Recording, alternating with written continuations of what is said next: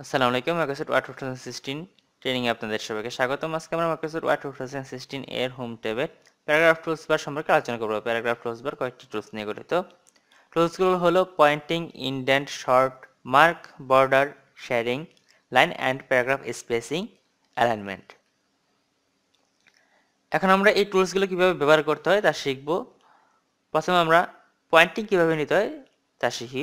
Poynting নিতে হলে আমাদেরকে যতগুলো প্যারায় পয়েন্টিং নিব ততগুলো প্যারা সিলেক্ট করতে হবে এবং সিলেক্ট করে যদি বুলেটে পয়েন্টিং করতে হয় তাহলে বুলেটে ক্লিক করতে হবে। বুলেটে পয়েন্টিং হয়ে গেল। এখন এই বুলেটগুলো যদি চেঞ্জ করতে চাই তাহলে এখানে আমি বিভিন্নভাবে বিভিন্ন বুলেট অপশনে ক্লিক করে বুলেটগুলো চেঞ্জ করতে পারি। এখন এই বুলেটগুলো যদিও আমার পছন্দ না হয় তাহলে আমি এখান থেকে ডিফাইন নিউ বুলেটে ক্লিক করে এখান থেকে বিভিন্ন সিম্বল নিয়ে আমি বুলেটগুলো ইচ্ছামতো চেঞ্জ করতে পারি।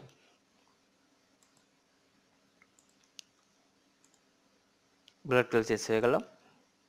এখন আমি যদি নাম্বারিং করতে চাই তাহলে এখানে নাম্বারিংয়ে ক্লিক করলেই নাম্বারিং হয়ে যাবে। এই নাম্বারগুলো যদি পছন্দ না হয় অন্যভাবে নাম্বারিং করতে চাইলে আমি অন্যভাবে নাম্বারিং করতে পারি।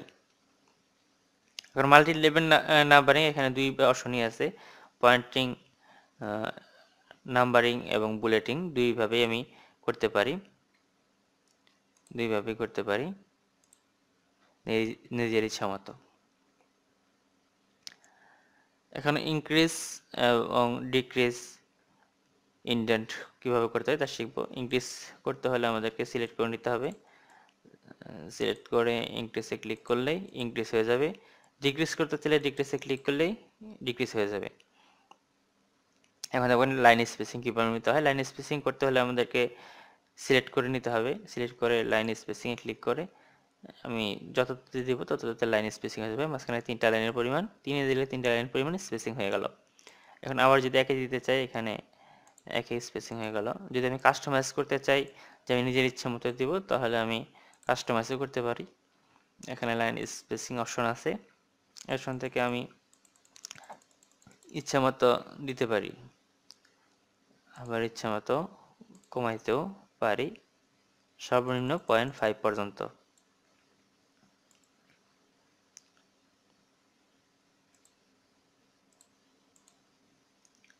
এখন আমরা প্যারাগ্রাফের কোনো প্যারার রং ব্যাকগ্রাউন্ড কালার পরিবর্তন করতে হয় কীভাবে তা শিখব। কোনো প্যারায় যদি ব্যাকগ্রাউন্ড কালার পরিবর্তন করতে চাই ওই প্যারায় আমার মাউস কার্সারটা রাখতে হবে। মাউস কার্সার রেখে আমাকে এই জায়গায় যে কোনো রং দিলে ওই প্যারার কালারটা পরিবর্তন হয়ে যাবে। এই কালারটা পরিবর্তন হয়ে গেল। এখন আমি কিভাবে শর্ট করতে হয়, কিভাবে সাজাইতে হয় তা দেখব। এখানে উল্টাপাল্টা ভাবে দেওয়া আছে, প্রথমে 1, তারপরে 3, তারপরে 4। এখন এটাকে কিভাবে আমি সাজাবো, প্রথমে ছোট সংখ্যা তারপর বড় সংখ্যা সাজাবো। যদি এভাবে সাজাতে চাই তাহলে আমাকে শর্টে যেতে হবে। শর্টে গিয়ে আমাকে নাম্বারিং দিতে হবে। নাম্বার অনুযায়ী যদি সাজাই এবং ওকে দিলেই নাম্বার অনুযায়ী প্রথমে 1, তারপরে 3, ছোট থেকে বড় সাজানো হয়ে গেল। এখন যদি আমি বর্ডারে দিতে চাই তাহলে যতগুলো প্যারায় বর্ডার দেবো তা সিলেক্ট করতে হবে এবং বর্ডারে ক্লিক করলেই যে বর্ডারে দিব সেই বর্ডারে ক্লিক করলেই বর্ডার হয়ে গেল।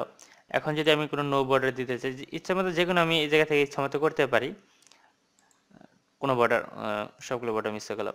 এখন যদি আমি অ্যালাইনমেন্টগুলো নেই, এটা লেফট অ্যালাইনমেন্ট আছে। লেফট অ্যালাইনমেন্টে যদি আমি রাইট অ্যালাইনমেন্ট করতে চাই তাহলে এখানে আমাদেরকে রাইটে ক্লিক করলে রাইট গেল, চলে গেল।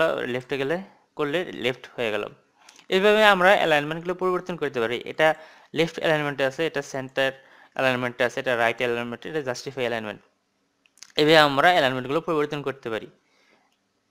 এখন প্যারাগ্রাফে যদি মার্ক দিতে চাই তাহলে আমাদেরকে মার্কে ক্লিক করতে হবে। সবগুলো প্যারায় মার্ক হয়ে গেল, যে দেখুন সবগুলো প্যারায় মার্ক হয়ে গেল। এ হলো মোটামুটি প্যারাগ্রাফ টুলসবারের কাজ। আপনাদের সবাইকে ধন্যবাদ।